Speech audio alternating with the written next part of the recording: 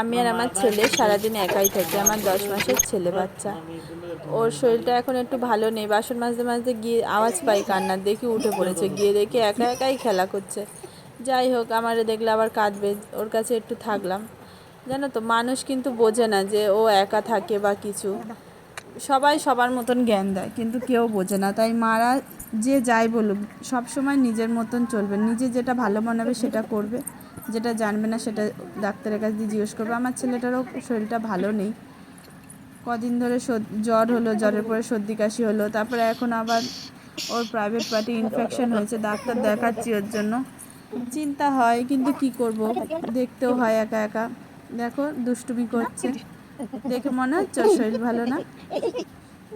4-5টা দাঁত উঠেছে, ওপরে 5টা, না ওপরে 3টে, নিচে 2টো, আর একটা দাঁত নতুন উঠছে। আমার সাথে টুকি টুকি খেলছে। এখন খাওয়াবো, খেতে মোটে চায় না, কিন্তু এই 1-2 গাল খায় প্রথমে, তারপরে খায় না। সব বাচ্চারই একই।